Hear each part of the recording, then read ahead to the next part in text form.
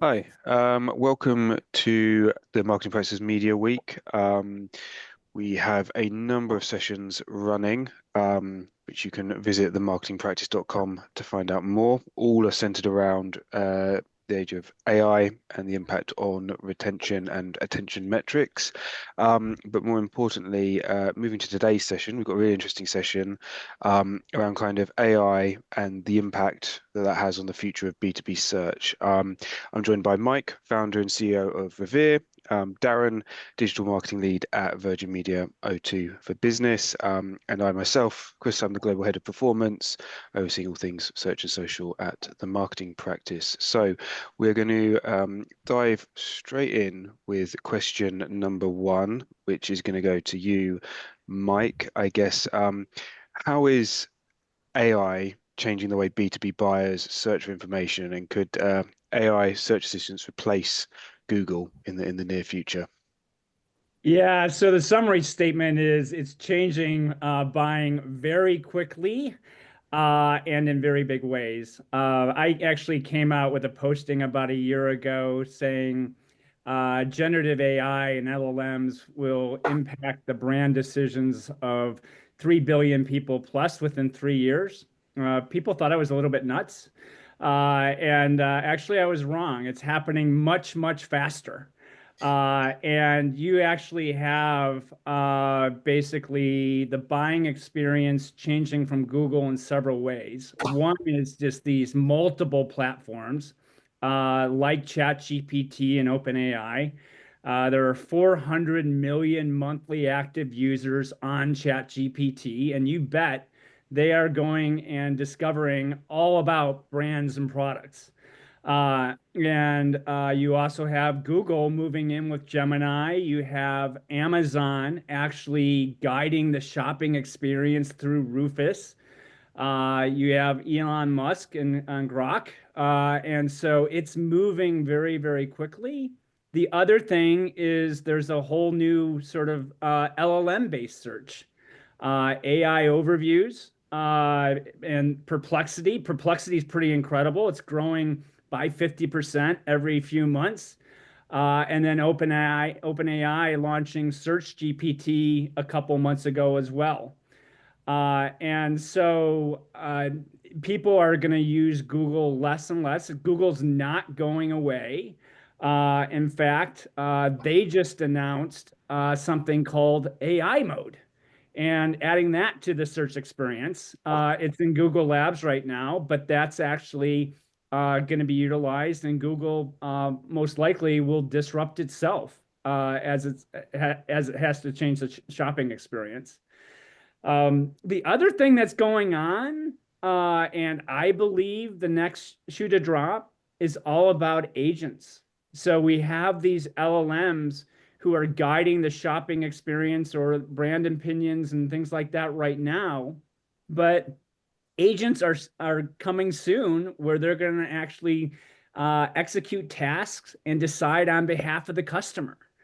And so that's going to present another big marketing opportunity and challenge as marketers basically need to figure out what is the best way to market to an agent that's going to be very, very influential with end customers. Do we think, I mean, you spoke there, I think, about like the behaviors of people changing. Do you think the providers are dictating the pace, or do you think it is very much user-led in terms of that change of pace? I think it's user-led. I think the providers are making great solutions available. The other thing that's important to point out is the online behavior is changing. So users are engaging with these platforms for much longer periods of time. They're also searching and purchasing through the entire experience. With Google, you often, got a blue link, you linked out, and then continued the experience there. Well, guess what? A lot of the experience is encapsulated within these platforms. And that actually has serious implications for marketers as well. Gartner has predicted that organic traffic is going to go down by 25% by 2026 and 50% by 2028. We'll see if that happens. Brands and marketers are going to get traffic through ChatGPT and things like that. But this whole concept of the clickless search and people completing transactions through these platforms is very, very real. I guess in that scenario, when we kind of look at it from a behavior point of view, and obviously, Darren, be keen to get your opinion. At the moment, you've got organic search, you've got paid search. Brands can actively pay for placements, pay for positioning. At the moment, the large language models and the AI tools are kind of dictating who's being served up, the content that's being served up. I guess, you know, do we see a situation where brands will be able to pay for placement within AI models? And does that disrupt the behavior or the experience that kind of takes place there? Because you go from what feels agnostic into something that could be disrupted and not actually answer the questions people are after. Yeah, I think there'll be a couple of business models that actually evolve. And I think there'll actually be sort of a paid search model, advertising model. Perplexity is getting into that. One of the things is, the economics of building and training these LLMs, it's super, super expensive, multi-billion dollars and things like that. And over time, I think a lot of these large language models providers are going to have to think about different revenue models than just subscription, and that actually may be pay to play. Yeah, I think what we've discussed internally here at VMO2B as well is how that can change. So, is there scope for things like trusted sources within AI responses, sponsored sources as well that are clear, and thinking about how paid search can complement AI summaries rather than currently what you see is more often than not it sits below. So I think there's, as Mike said, definitely scope for business modeling off the back of it too. Yeah, for sure. I think it's going to be a challenging time because I think you've got very much the now, which is probably the current behaviors and probably the old guard, and then probably as more and more people adopt using AI and AI tools, that traffic is going to change. And I guess what from from VMO2B's point of view is, or Virgin Media's point of view is, as that traffic drops, what do you see kind of the short-term implications being? You're going to find it harder to generate leads or traffic, or based on kind of some of the business outcomes and goals? Yeah, I think you're right. We're in that transitional period, aren't we, where we don't really know what's going to happen and what's coming. I think we talk about what can we do to be prepared for it, and I think from a business perspective, we've done a lot of analysis of how our click-through rates are being impacted by searches that include AI summaries. So looking at when they show and when they don't, and seeing how our click-through rate is impacted. More often than not, it's obviously negatively impacted. But I think we're really working on being prepared for that. Managing expectations to our stakeholders within the business is really, really important.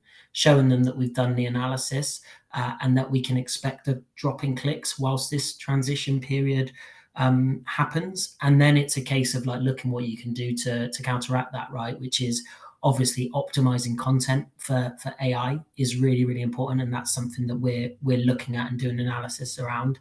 And landing pages as well have got to incorporate AI as well. So, we're looking at how we can optimize our content for that to make sure that we could be the business that shows as part of that AI summary. We could be a trusted source, as I mentioned, as part of that. So, yeah, I think the immediate kind of fallout is going to be that, yeah, there's a drop in traffic, there's a drop in search traffic coming to site. That is going to impact downstream in terms of like leads and downloads that we have on site. Some of our micro and macro conversions are going to be impacted by that.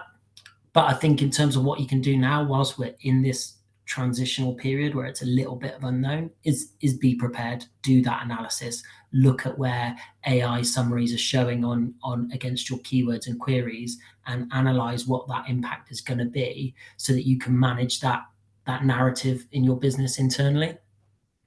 Yeah, that makes total sense. I guess, Mike, are you seeing anything different or anything additional to that you would add from other businesses in terms of how they kind of prepare for that immediate kind of downturn in kind of traditional search and traditional buyer behaviors? Yeah, so actually, one of the things we're seeing is those companies that actually act now are getting competitive advantage. So there are optimization activities that you can engage in, and people who get after this now can actually improve their presence with LLMs, out competing their customers, and eventually driving, more traffic and more sales to their websites and brands. Cool, cool. I'm gonna move us on to our second question, which I think is very search focused in terms of its kind of current iteration. But I guess Darren, the question for you is the era of single keyword bidding over, and what do you think that means for paid search more broadly?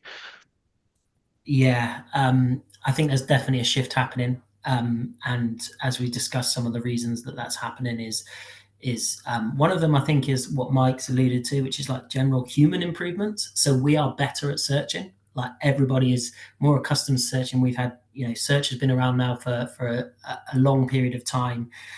People are well versed in searching and Googling it, as people phrase it as well. So as we're improving, we're moving towards more conversational question-like terms rather than how we would have searched many years ago, which would have been like very keyword focused. And obviously the AI summarized content landscape is also supportive of that.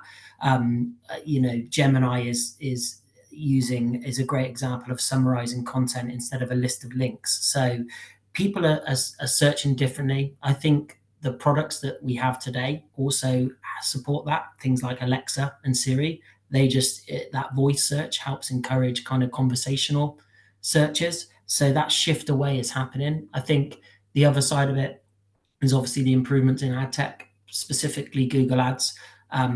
Smart bidding and broad matching has come on a long way recently as well, and Google is starting to prioritize intent over matching. So that's a really important piece where before it was more about that kind of get the keywords that are important to you in your account, get a really granular structure to your paid search account to make sure that you've covered all the ground and that you can analyze what's performing and what's not. I think as we move on and as it's evolved, there's everybody who manages paid search accounts will know that there's less and less control over specific keyword targeting now as we improve. So in terms of what it means, I think it's a shift away from those really granular search account setups to a more performance-based structure. So fewer ad groups, broader ad groups that allow the system to collect more data that empower smart bidding. So giving these broader groups more data is going to allow the smart bidding algorithms to work quicker, to analyze quicker. And I think changing how you group keywords, so grouping based on intent rather than just like the actual keywords themselves, I think is going to be important. So I don't think I don't think single keyword ad groups, for example, and single keyword bidding is dead completely, but it's no longer the most effective way of structuring and bidding via PPC. And I think there's always going to be a need to do the fundamentals when it comes to paid search. You've still got to monitor Do your do search queries. do we see that kind of transition? I think to kind of what you're kind of alluding to, that kind of phrase matching is really a response to the user behavior. And do we see that being like a little bit of kind of like a hybrid approach in the short term, where probably what people are putting into the LLMs are going to be phrase orientated and question orientated, and also what people might even from like a search behavior be putting into Google search. So making sure that, I mean, I guess ultimately businesses have to answer and solve the problem in both instances, both in Google search. That's always been the magic. You have to be able to solve the problem that someone's searching for. I think that just goes a layer deeper in the large language model approach, where you need to prove that you can perhaps solve the problem from a B2B point of view. Do we see that kind of being really that crossover in where the behavior is really getting quite similar, and obviously the repercussions kind of diverge slightly? Yeah, like definitely. I think understanding the context of queries is always going to be key as well. So the more natural the searches become, the more they give you in terms Mm. of like long tail terms are going to give you more information, and the systems are getting better at understanding that, right. And that phrase match piece is probably you could look at it as going from, do we need to go from single keyword ad group bidding to broad match? Well, that's probably a huge leap, Mm. too big for most businesses to go to. So that phrase is that happy middle ground. And we always talk about search being that agile channel, which allows you to test really, really quickly and learn really, really quickly. And that's the main benefit here, right? That's what we should be doing as PPC people, is learning from the agility of paid search itself by testing these pieces. So test some of the broad match, test some of the smart bidding bit by bit, allow your accounts to understand that context as well. So I think it's about understanding your buyers and the context to all of the search queries, Mm. and perhaps, as well as you moving away from single keyword, you're moving towards, like you said, I think you alluded to, like triggers, questions, and Mm. pain points. That's what we're going to divulge from the changing queries that are coming out of the Google Ads platform. I think so when we look at Google, I think you briefly touched upon it, but it's very much you search and it's one question. I guess Mike, from an AI point of view, obviously you might launch that initial question in the same way, but there's this kind of iterative nature within the large language models. Like, how do we see that? I guess periodically kind of impacting, because you might get an answer in the sort of answer, but you're refining it, you're trying to interrogate it. Um, how are we seeing that impact buyer behavior from kind of, I guess, that early stage research point of view? Well, people are going through the entire customer journey or purchase journey on these platforms. And, one of the things to realize is these platforms are also very highly personalized in nature. So they're going to actually give a different answer to you and I, based on what it knows. And so it's very, very different than search, where oftentimes it's just one off. It is a ongoing conversation. It's getting to the point that some people are using these LLMs as almost trusted advisors. And so, really understanding how your brand is presented through that overall customer journey and optimizing that is very, very important right now.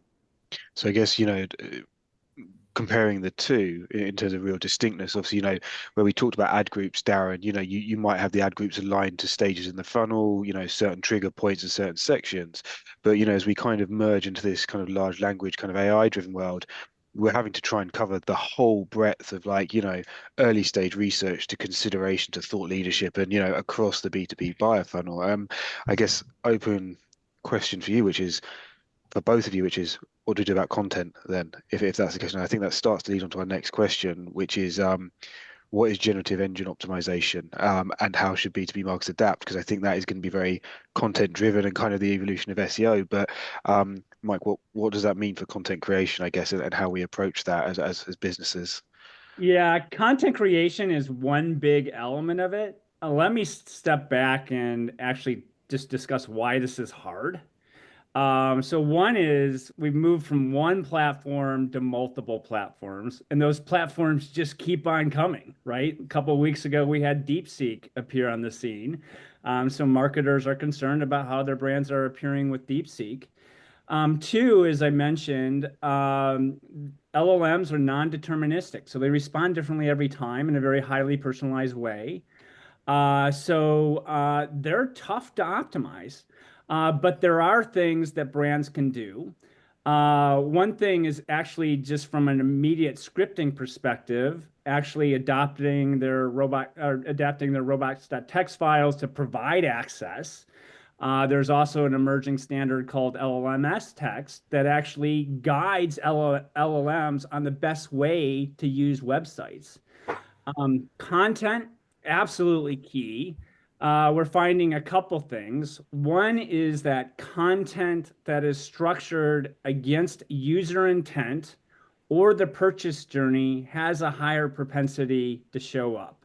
And so really figuring out, okay, what are some of the prompts that people are asking about your brand or product through that whole journey, and then thinking about, okay, what content can I place that answers those questions?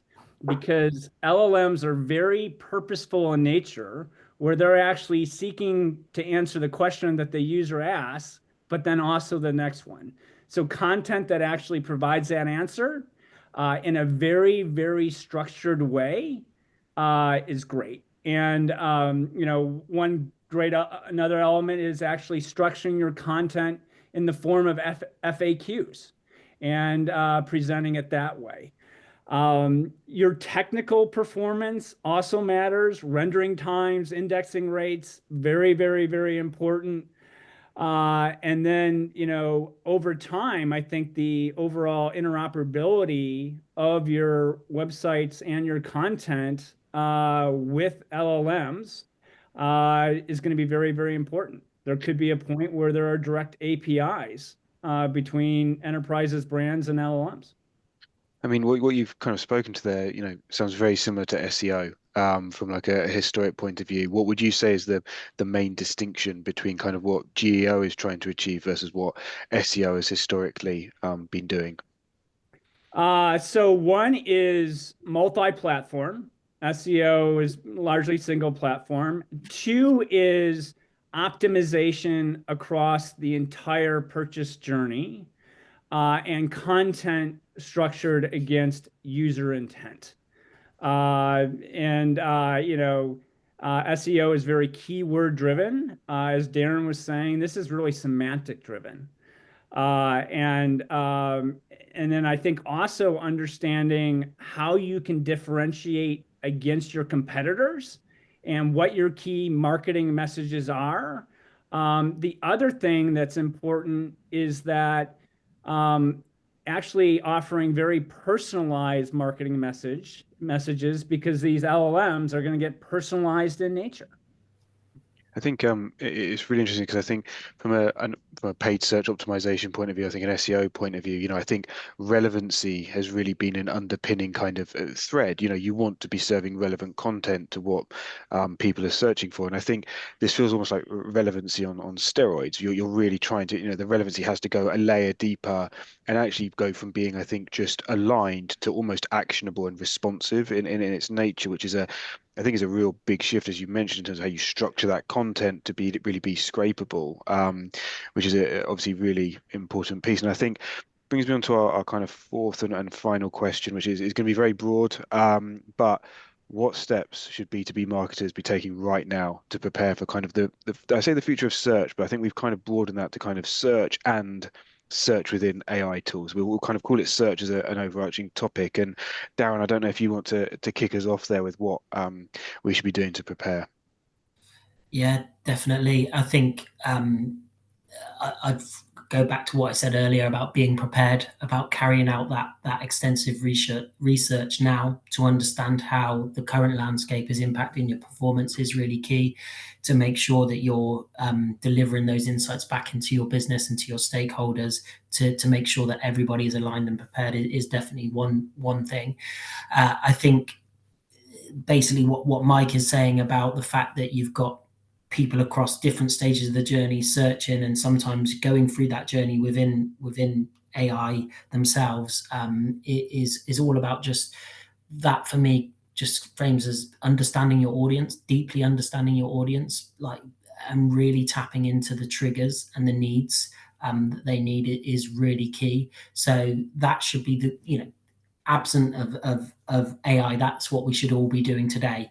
But this is accelerating it, right? So the fact that people are going through these journeys within LLM models and showing that they're going through the journeys themselves, is bringing that to the surface. So I think deeply understanding your audience intent is key, and you do that by leveraging your first party data. Third party data is always important. You should always, when it comes to search, be testing and using all of the signals that you've got through search. But as I said earlier, it's the most agile channel. So you should be testing those smart bidding algorithms now and those broad matching to see how you're responding to it. Optimizing the content and landing pages, as I said, for AI search is definitely something you can do today, and test all of these things is one of the key pieces, I would say. So yeah, I think it really boils down to understanding your customers and with the development of AI, we're learning way more from our customers than we ever have been before. And you need to take that data, utilize it, and turn it into the content that's going to trigger AI searches and show yourself in the right positions to gauge customers back to your I, site. I think that's a really interesting point. I mean, we've obviously worked with a number of clients across kind of paid search, organic search, and various kind of components from a paid media point of view. And I think what's really interesting, I think where Google has become very automated, I think we've seen a lot of accounts from just a pure paid search point of view become very like kind of bloated in terms of spend and costs. They've kind of lost a bit of control. And you think that's investment for a business, and probably when we talk about the pivot into AI, businesses need to probably free up a bit of money to invest in that. And I think making sure that your paid search channel is really tight is really good, and you can do really clever experimental tests in it, allows you probably to maintain a bit of the now, and free up money to probably invest in the next. Which again, Mike, I guess I'd open up the question to you around what should people be doing to prepare around this kind of change in search. Yeah, so I think Darren really hit it with sort of the prepare and then act and doing this, content optimization, and the other things that we talked about. But the big first step, Chris, is actually measurement and really understanding how these LLMs are portraying your brand and products to end customers. And actually, brands have different challenges. There's some brands that have reach challenges, so you're not showing up in the results. Other brands have sentiment challenges. You're showing up, but what's being reflected is not that favorable, right? And so you should first start with measurement and getting a really good understanding of how your brand is showing up. And that's going to inform your optimization strategy. And it's going to be different for different brands, depending on how they're showing up today. So that's the first step.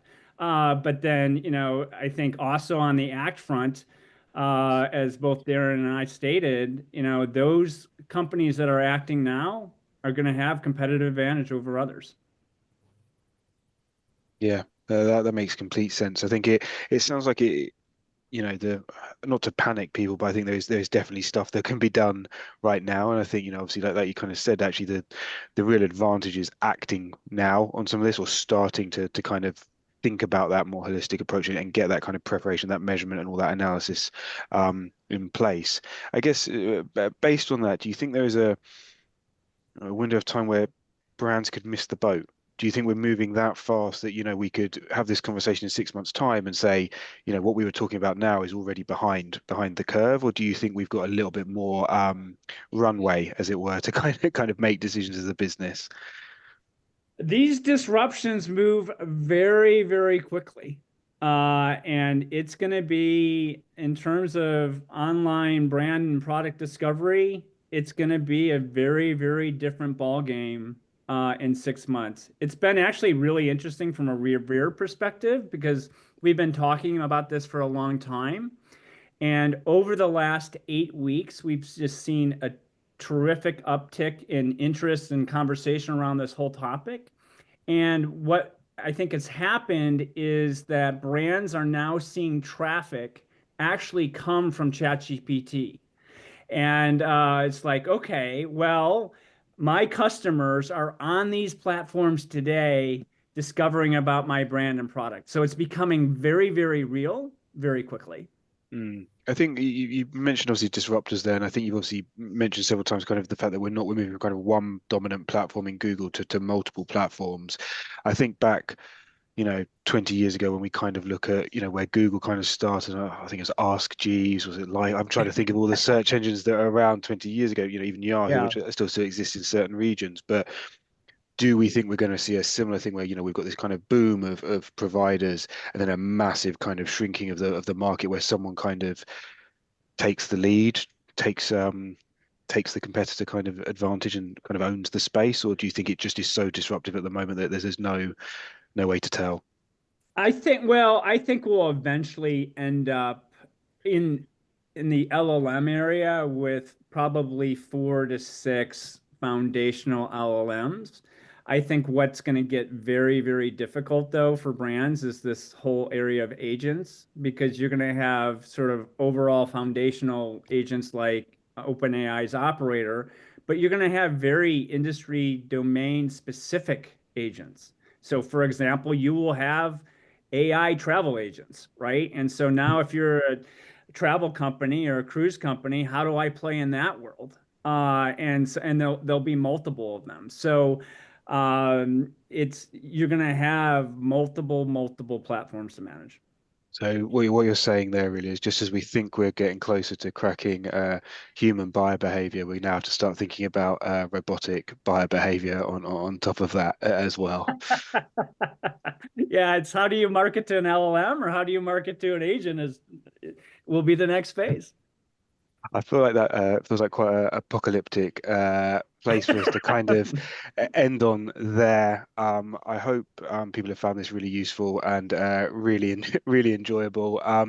Obviously, we at the Marketing Practice, we're really keen to be adopting AI throughout kind of all of our kind of paid media activation pieces. If anyone has any questions for us or questions for the panelist, please do reach out to the Marketing Practice inquiries, and we'll do our best to kind of support you. But thank you very much. Thank you, Mike. Thank you, Darren. Really interesting chat. And yeah, hopefully we can do this again and see what's changed in 6 months' time. Great. Yeah. Thanks, Thank Chris. you very much, Chris. Thanks, Mike. Appreciate it. Thanks, Darren.